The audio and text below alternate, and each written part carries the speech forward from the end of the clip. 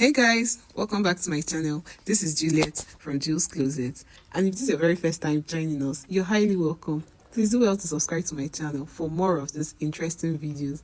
So on today's episode, I'll be showing you how I made this beautiful lace crop top paired with a lace pencil midi skirt. Please stay tuned because you'll be having so much to learn. And please don't forget to give this video a big thumbs up. Thank you. So for the two piece, I'll be making use of this net lace fabric, and I have 2.5 yards of this lace fabric. Then I'll be pairing it with a lining. The lining I'm making use of is a doll face fabric, and I have 2 yards of it. I'll be starting with the making of the lace skirt. So I've gone ahead to cut out how much fabric I'll be needing for this lace skirt, and I'll be cutting the front and the back of this lace skirt at the same time. So now I have my fabric on one fold, and I'll go ahead to make another fold to make this fabric into 4 pieces, but I won't be reaching the end of the first fold, leaving out a space of 1.5 inches for my zip allowance for the back of the skirt. So just measure out 1.5 inches and stop at that point. Now that we have this fabric on an appropriate fold, having my folded end and the open end for the zip allowance, I'll just go ahead and start taking my horizontal measurements, but I won't be starting from the top of this part because I want the ending of this skirt, which is having borders, to be the full length of my skirt, because I won't want to fold it. So I'll be taking my measurement from the borders of this skirt. So I'll just go ahead and mark out 30 inches as the full length measurement.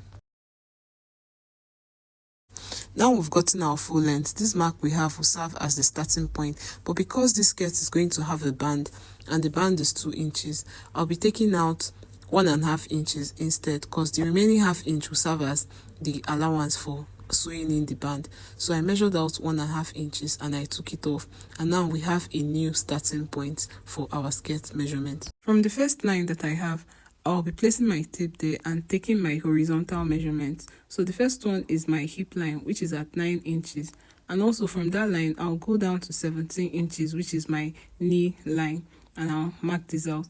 And remember, we still have our full length as 30 inches. So I'll just go ahead and mark out these lines at the other end, then connect the points together.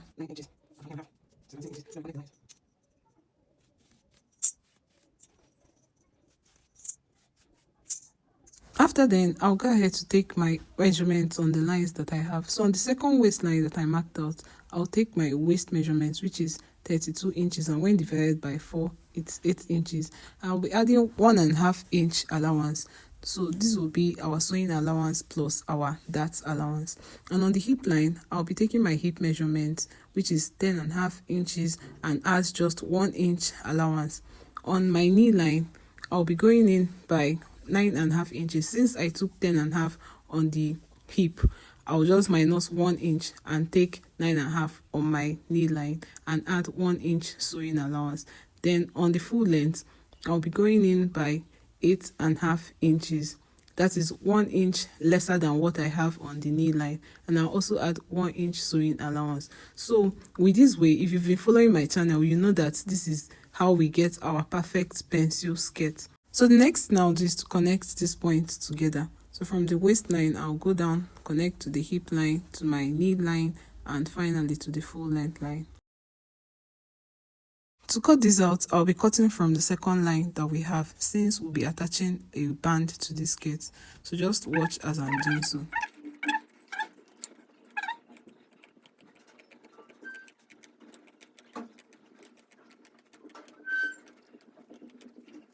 So here, this is what we have, the front piece and the back piece. So as you can see, the front piece doesn't have any opening in the middle part, while the back piece of the skirt has an opening for our zip allowance, so it's into 2. So I just go ahead and mark out my 1.5 inch for my zip allowance on the back piece, and I'll go ahead and label the back parts of this lace fabric so that I don't get confused on which is the front and the back. So for our front piece, I'll be going down on the midpoint by 1 inch. So I'll connect it to the sides of the skirt. This will serve as a dart method, just to make the front part of the skirt more fitted. So I'll just connect this with my rule to the sides, and I'll go ahead and cut this off. Afterwards, I'll give it a notch at the midpoint. The next thing I'll do is to place my lace fabric on the lining piece to cut out the lining that I need for this skirt. Then I'll measure out how much of this doll face fabric I need to use for my lining. You know, from the picture we have, the lining didn't go down to the full length of the skirt. It stopped midway, so I went down by 23 inches, and also I added 1 inch sewing allowance to fold up that end. So just go ahead and mark this at the other end of our lining piece and connect the lines together. Then go ahead and cut out our lining.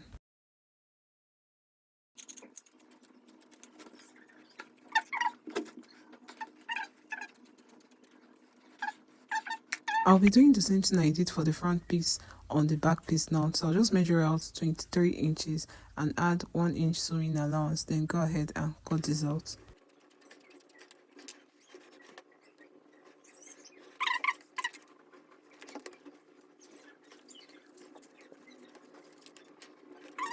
For the crop top, I'll be using a pattern paper to draft it out. So I've gone ahead to draw out a starting line, and from that line I went down by 10 inches for my bust line measurement, and also from that line I'll be coming down by 19 inches as the full length of my crop top. So you can use 19 inches or smaller measurement depending on how long or how small you want the crop top to be.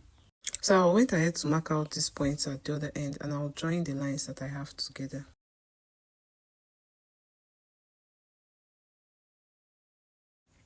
I'll go ahead to label the lines that I have: shoulder line, bust point, and full length. On the shoulder line, I measured my shoulder measurement, which is 16, and when divided by 2 is 8 inches. So I marked out 8 inches, and from there I went down by 1 inch, or you can use 0.75 inch just for your shoulder slant.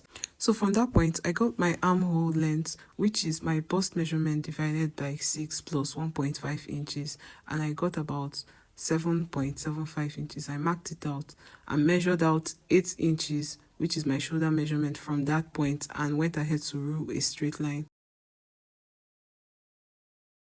And from the point where our armhole length ended, I went ahead to draw out my new line, which is the chest line.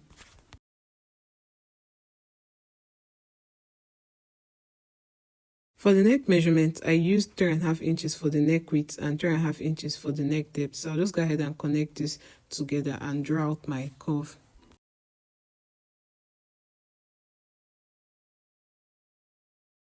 From the shoulder slant that we have, I connected it down to the neckline. And on the chest line, I'll be taking my bust measurement, which is 38 inches, and when divided by 4 is 9.5. And I'll go ahead and divide my armhole length into 2 equal parts, then mark it out, and from that part I'll be going in by 1/2 inch. Then from there I'll connect my armhole curve together. So at this point, if you have a curved rule, you can make use of it to make your lines come out better.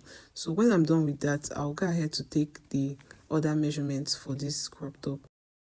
I've marked out my bust measurements on the chest line, so I'll be adding 1 inch for ease because this is a free crop top. Then I also added another 1 inch for my sewing allowance. I went ahead to take the full measurement of what I was having at the chest line, and I replicated it on my full length while adding just 1/4 inch or 1/2 inch to the full length. So I just connected the 2 points together. On our neckline, I went ahead to draw out my neck curve. So like I said, if you have a curve rule, it will be better you make use of it. After drawing this out, I realized that my neck curve was bigger than what I wanted. So I went ahead to adjust it and removing 1/4 of an inch. So I joined that part together to get a new neck curve. With that, our front piece is ready. So I'll just cut it out following the lines that I made. For the back piece, I'll be replicating almost exactly what I had for the front. So I'll start by drawing out my starting line. And because the back is going to have a zipper, I'll be adding zip allowance. So the zip allowance I'm using is 1.5 inches. So I'll just go ahead to draw this out. And just like we did for the front, I came down by 10 inches for our bust point. Then I got the full length, which is 19 inches.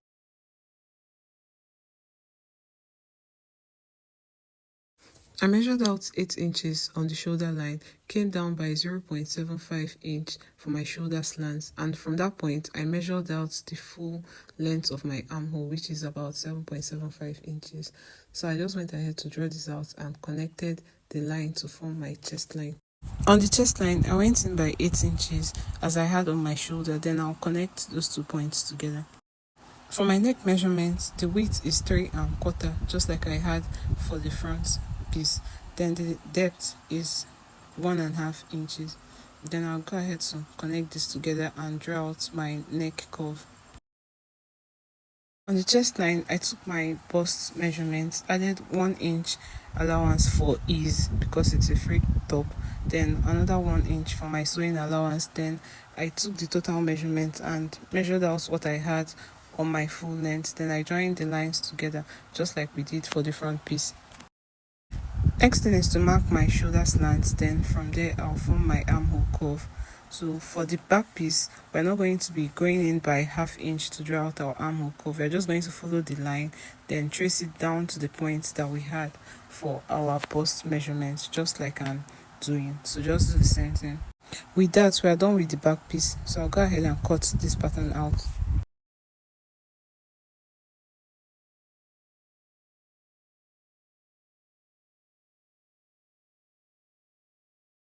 After cutting out my pattern, I'll take this pattern and place on my fabric.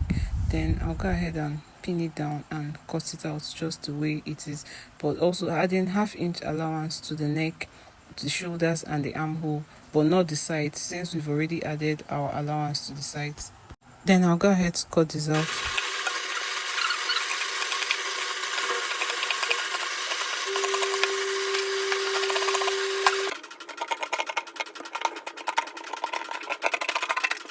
In drafting out my sleeves, first thing I'll do is to draw out a starting line, and also I'll be getting the width that I'll need to draft out my sleeve, which is 9 inches. So I went in by 9 inches and I marked that out. From the starting line that we have, I went down by 5½ inches, and you can make use of 5 inches or 4½ inches depending on your body size. Then from our starting point again, I went in with how long I want my sleeves to be. I used 11 inches. Remember, I'm drafting out this sleeve pattern on fold, and this vertical line that we have will be the folded end, while the other side will be the open end of the sleeve. So from our vertical line, which is the folded end, I'll be drawing out a diagonal line just to meet the middle line that we have, and I'll be taking the total measurements that I have there. So I'm having about 10½ inches. Then I'll go ahead to divide the 10½ inches by 2. Then I got my midpoint and I marked it out. What I'm having now is 5¼ inches on both sides, so I'll go ahead to divide the 5¼ inches by 2 using my tape, and I marked out that point. Then I did it for the other part of our 5¼ inches, and I marked out the midpoint. So from the first and second point that we have, I went up by 0.75 inch, or you can make use of ½ inch. So I pointed this out. Then I'll go ahead to draw my armhole curve and connect them just on those points, but on the third point that we have, our curve is going to fall on it, so just watch as I'm doing so. Then I'll go ahead to mark out what I have with my marker, but if you have a curved rule, you can make use of it so that you get a perfect slopey curve. Okay, now the front and the back parts of this armhole curve is not going to be the same on the sleeve, just the same way they differ on our basic bodice pattern.